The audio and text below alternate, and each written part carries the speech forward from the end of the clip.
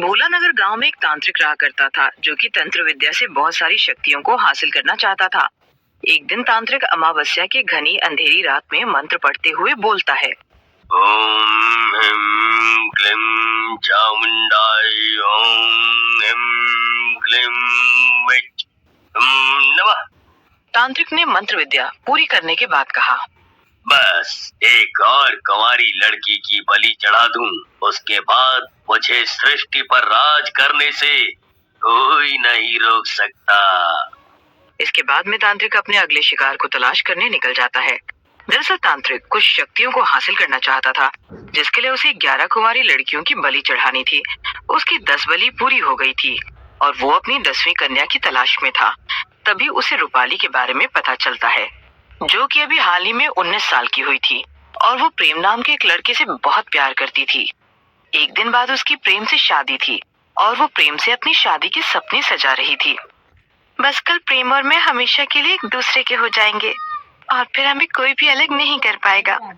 आखिर मैं कितनी खुशकिस्मत हूँ जो मुझे प्रेम का साथ मिला। रूपाली ये सब सोचकर बहुत ज्यादा खुश हो रही थी, लेकिन उसे क्या पता था कि उसकी खुशियों को जल्द ही किसी की नजर लगने वाली है। अगले दिन जैसे ही रूपाली दुल्हन बनकर सजी हुई थी, तभी तांत्रिक उसे बेहोश कर अपनी गुफा में ले जाता है और कहता है, आखिर मुझे मेरा आखिरी शिकार भी मिल ही गया। अब इसकी बलि चढ़ाकर मैं हमेशा हमेशा के लिए अमर हो जाऊंगा और मुझे बहुत सारी शक्तियां भी मिल जाएंगी।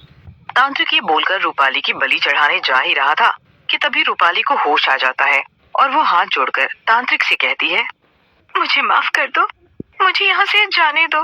मेरे प्रेमी प्रेम से मेरी शादी होने वाली है और मेरी जिंदगी में बहुत सारी खुशियाँ आने वाली है। मैं नहीं चाहती कि तुम मेरी जान लो। बड़ी मुश्किल से मैंने अपना शिकार बनाया है तुझे और मैं तुझे यहाँ से अब जाने नहीं दूंगा। आज मैं तेरा सर काट कर तेरी बलि चढ़ाकर हमेशा के लिए अमर हो जाऊंगा और कई सारी काली शक्तियों का मालिक बन जाऊंगा। तांत्रिक रूपाली के भीख मांगने पर भी उसकी एक नहीं सुनता और रूपाली अपने हाथ में तलवार उठा लेती है और रोते हुए कहती है, तांत्रिक तूने मेरी जिंदगी को तबाह कर दिया, लेकिन मैं तुझे भी कभी खुशहाल नहीं रहने दूंगी। तू मेरी बलि चढ़ाकर कई सारी काली शक्तियों का मालिक बनने वाला था, लेकिन मैं तेरा ये मंसूबा कभी कामयाब नहीं होने दूंगी।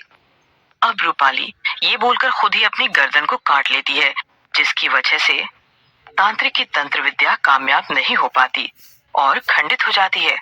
और इसके बाद रूपाली एक सरकटी चुड़ैल में बदल जाती है और तांत्रिक वहां से भाग जाता है।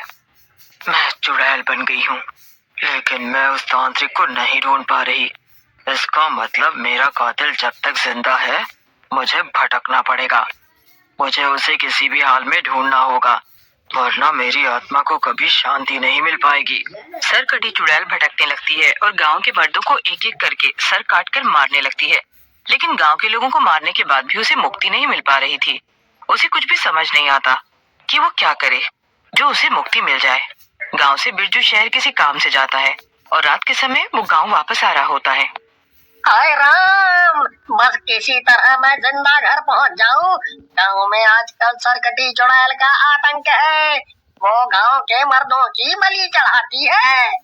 बिरजू ये बोल ही रहा था और घबराकर अपने रास्ते से जा रहा था कि तभी एक सर लुढ़कता हुआ